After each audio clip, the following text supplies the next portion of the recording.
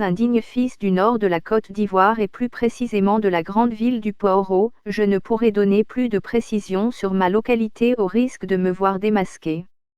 J'ai multiplié des vidéos sur Internet en relatant des faits vécus lorsque nous étions instrumentalisés par Alassane Dramane Ouattara. J'ai révélé le plan machiavélique d'Alassane Dramane Ouattara et Téné Birahima, mais personne n'a voulu considérer. J'ai été déçu de la tournure que prend les choses dans l'impuissance totale des fils du Nord et des Ivoiriens qui peinent aujourd'hui à comprendre les choses. Quand certains Ivoiriens craignent pour la santé du Premier ministre Ahmed Bakayoko, certains s'en réjouissent fortement sans toutefois connaître les dessous de cette maladie qui soudainement débarque dans la vie du Golden Boy. Pourtant j'avais bien prévenu tous les Ivoiriens de ce que prépare actuellement Alassane Ouattara contre la Côte d'Ivoire et les Ivoiriens. J'ai interpellé Ahmed Bakayoko afin que ce dernier rejoigne ses frères et mette fin à la machination d'Alassane Ouattara. Il ne s'agit plus de parti politique, je l'avais bien signifié dans mon message. Allant de l'assassinat de Ibrahim Koulibaly Dibé, du transfert à la CPI du digne fils de la Côte d'Ivoire le président Koudou Laurent Gbagbo vainqueur des élections législatives de 2010, de la chasse-poursuite de l'ex-président de l'Assemblée nationale Soro Guillaume, hormis la liste des leaders politiques de l'opposition tous morts de maladies controversées soit AVC soit de cancer, la liste d'Alassane Dramane Ouattara n'est pas exhaustive. Aujourd'hui nous parlons tous du cancer au pancréas d'Ahmed Bakayoko. Les Ivoiriens dans l'ignorance n'ont rien encore compris du mal qui persiste et du plan longuement mûri par Alassane Dramane Ouattara et l'Élysée, un plan qui date d'Houphouët-Boigny et qui est en train de se matérialiser petit à petit sous les yeux gaillardis des Ivoiriens. J'ai pourtant évoqué cette situation, j'ai prévenu Ahmed Bakayoko, même s'il est au fin fond du secret d'État, une fois atteint il ne pourrait plus revenir se faire justice. C'est pour éviter cette situation aussi ambiguë dans laquelle on se trouve que j'avais averti tous les partisans d'Ahmed Bakayoko. À ceux qui s'en réjouissent, ne vous en réjouissez pas aussi vite, car la Côte d'Ivoire n'appartiendra plus aux Ivoiriens dans peu de temps. Le plan d'Alassane Dramane Ouattara est sur le point d'aboutir en scellant définitivement le sort des Ivoiriens. Le clan Téné Birahima s'en réjouit car le boulevard est tout à fait libre pour assumer naturellement au poste de vice-président. La présence d'Ahmed Bakayoko était d'un gêne aussi considérable ne permettant pas à Alassane Dramane Ouattara de nommer Téné Birahima à ce poste. La Côte d'Ivoire sur le point de se transformer en une véritable monarchie.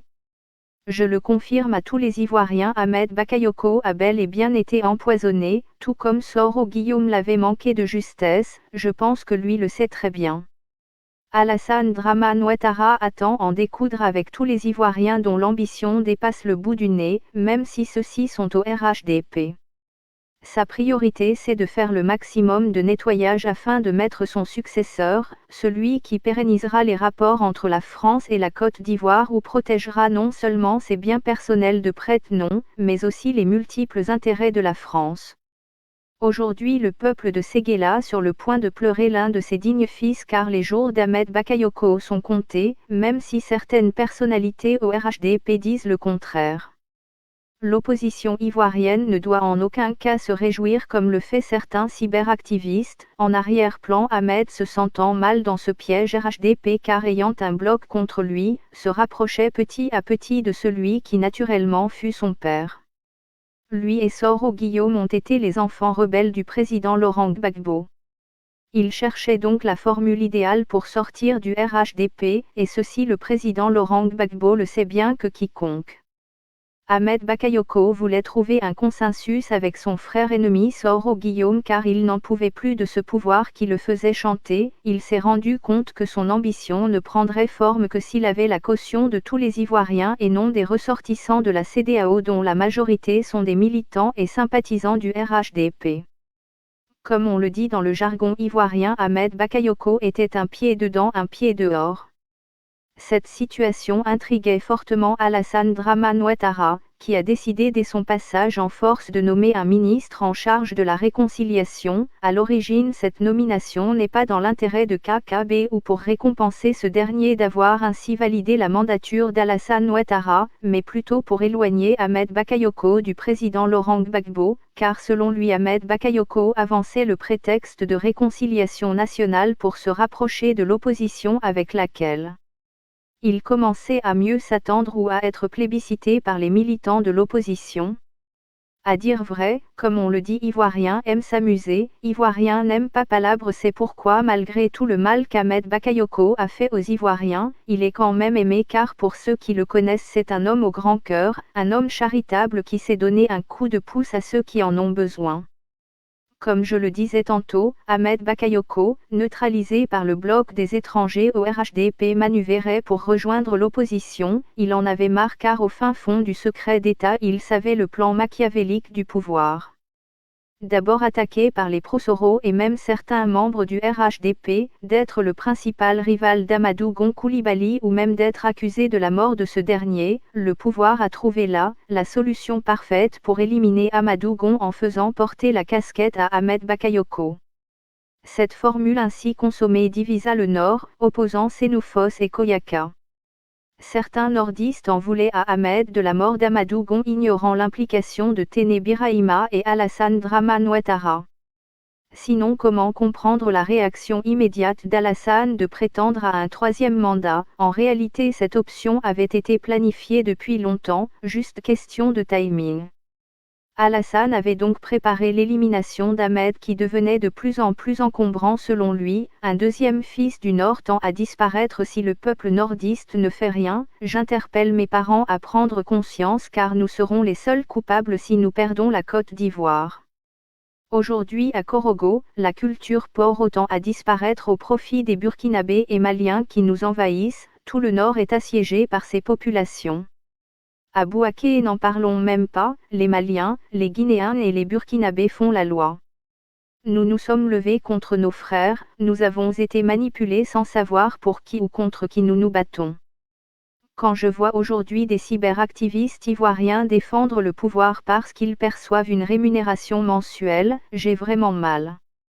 Voilà en un mot le moyen utilisé par le pouvoir pour endormir la conscience des Ivoiriens. Je demande aux Ivoiriens de pardonner Ahmed Bakayoko et Soro Guillaume, car malgré tout ce sont des frères. Pardonnez-nous également car petit à petit le peuple du Nord découvre le personnage d'Alassane Ouattara et son plan machiavélique est en train d'être découvert. Aujourd'hui Ahmed est seul sur son lit d'hôpital, cela devrait faire prendre conscience à mes parents qui sont encore au RHDP, et qui assistent sans broncher à cette injustice que vit Ahmed. J'avais pourtant prévenu il y a de cela quelques mois, qu'Ahmed courait un grand danger et même s'il advient que par extraordinaire, il venait à s'en sortir miraculeusement de cette pseudo-maladie, il n'en résisterait pas longtemps, le poison le consumerait petit à petit jusqu'à ce qu'il quitte le commun des mortel, et pour cela le pouvoir a révélé sa deuxième carte, celle de la drogue. Personne ne comprend cet acharnement contre Ahmed Bakayoko, ces derniers temps. En réalité, tout comme Ahmed actuellement, Alassane Dramane selon nos sources souffre également d'un mal profond, il ne pourra donc pas achever ce mandat de 5 ans, pour assurer la relève à Téné, il était plus qu'impérieux de faire un grand nettoyage. Après avoir empoisonné Ahmed, il décide de mettre la pression sur ce dernier en confisquant une cargaison d'1 tonne de cocaïne évaluée à 25 milliards, un signal envoyé à Ahmed depuis son lit d'hôpital au cas où celui-ci nourrissait l'envie d'une revanche ou d'un revirement systématique vers l'opposition. Alassane sait très bien ce qu'il fait et rien n'est laissé au hasard. En réalité, Alassane Dramane Ouattara n'a pas véritablement de fils politique, il ne considère aucun membre du RHDP comme fidèle car il sait qu'ils sont tous à ses côtés pour leurs postes et l'argent et lui se préfère bien dans sa posture afin de ne rien devoir à qui que ce soit. Gon et Ahmed en sont des exemples concrets, son plan est de créer la confusion totale dans l'esprit des parents du Nord, en opposant leurs fils.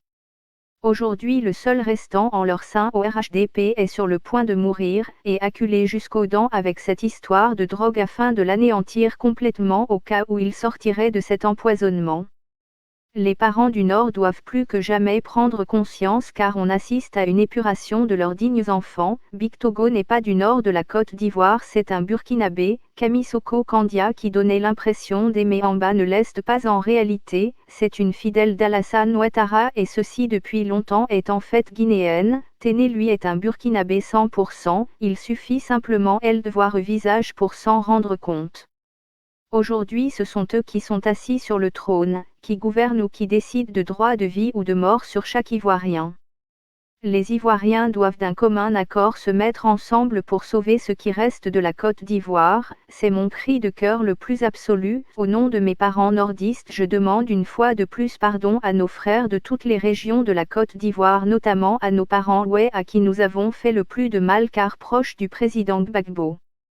En tant qu'ancien rebelle, je sais bien ce qui s'est passé dans cette partie de la Côte d'Ivoire. Il est évident que la rébellion a ouvert le champ au massacre, mais les acteurs des massacres ne sont pas tous issus de la rébellion, mais plutôt étaient des proches de nos parents notamment les Burkinabés qui en ont profité pour ainsi infliger ce chaos que nous n'avons pu maîtriser. J'ai été témoin d'une scène choquante à Duékoué, une scène qui m'a fait perdre foi en ce combat qui pour moi, avait échoué.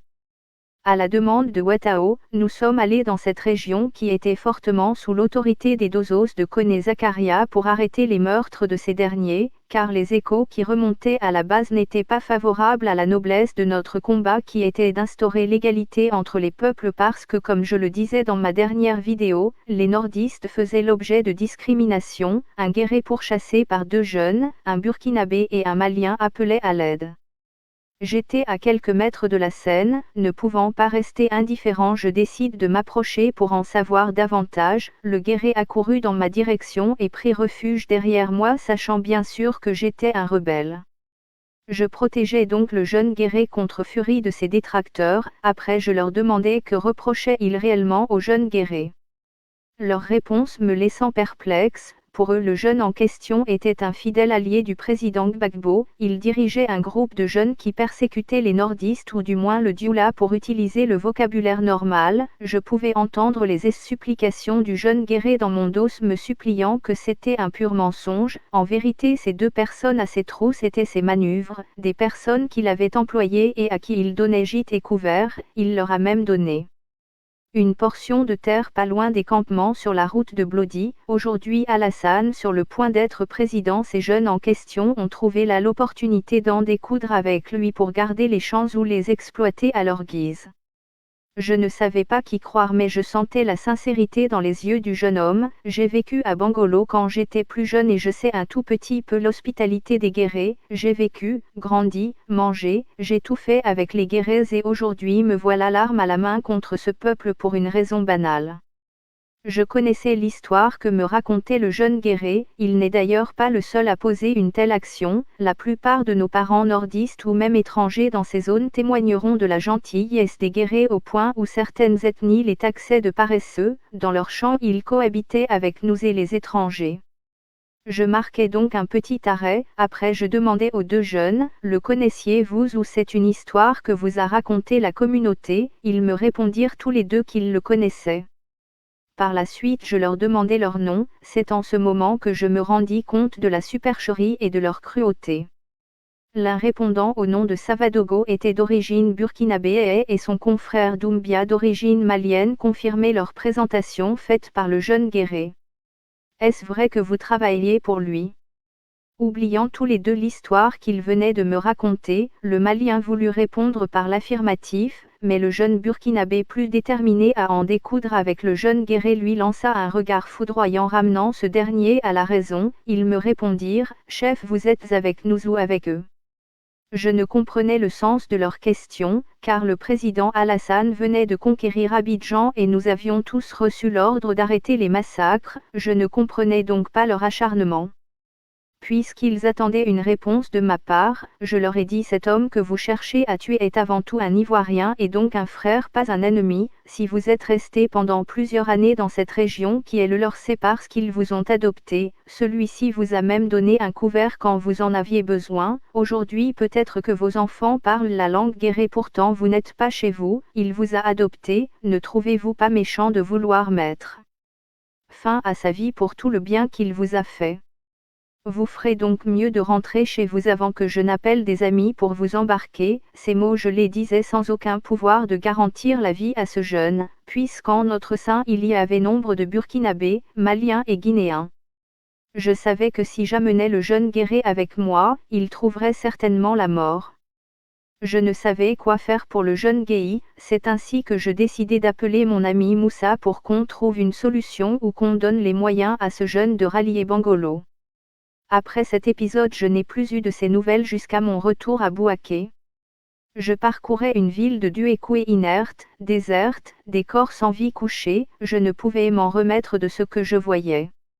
Nous avons tous été instrumentalisés pour l'arrivée au pouvoir d'un seul homme, Alassane Dramane Ouattara. C'est pourquoi je ne cesserai de demander pardon au peuple ouai, à mes parents ouai, votre fils Sénoufo que je suis vous demande pardon pour tout ce mal, trouvez la force nécessaire même si je sais que cela ne s'oublie pas aussi facilement de nous pardonner.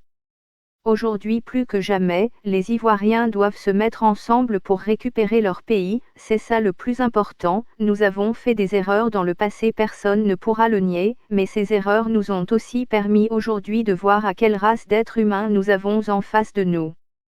Alassane Dramane Ouattara n'aime ni la Côte d'Ivoire ni les Ivoiriens, il est non seulement enivré par le désir de vengeance mais aussi et surtout par son égoïsme, c'est une personne narcissique qui ne pense qu'à lui. Pour lui aucune personne n'a le mérite d'être son égal, pourtant nombre d'Ivoiriens sont plus intelligents que lui. Aujourd'hui c'est avec un cœur meurtri que je vous dis tout ça, chez nous au nord nous n'avons plus la parole, nous sommes envahis par les ressortissants de la CEDEAO. La situation que traverse Ahmed Bakayoko devrait interpeller tout Ivoirien, même celui qui lui fut son plus grand fidèle est sur le point de rendre l'âme pour la simple raison qu'il nourrissait l'ambition d'être un jour président de la République. On a l'impression d'être dans une monarchie absolue, où seul Ado a le droit de désigner son successeur comme il l'a fait au RHDP en nommant Amadou Gon Coulibaly comme son digne successeur. Une démocratie condamne ces process, car un parti politique est régi par des textes et c'est uniquement lors d'un congrès qu'on désigne un candidat. Je suis amèrement déçu par le comportement de nos parents qui continuent amèrement de croire en cet homme, et ce malgré l'assassinat des fils du Nord par Alassane Ouattara pour ainsi pérenniser sa progéniture à la tête de la Côte d'Ivoire. Téné Birahima Ouattara est son digne successeur, et pour cela s'il faut éliminer tous les fils du Nord pour y parvenir, il n'hésitera pas. C'est pourquoi je demande aux Ivoiriens, toutes tendances confondues, de prendre conscience, car même les militants RHDP, qui partagent actuellement cette philosophie parce qu'ils perçoivent des redevances en retour, d'ici peu vous ne comprendrez plus la politique de ce que vous appelez parti politique. C'est sur ces mots que je préfère m'arrêter, que Dieu vous bénisse.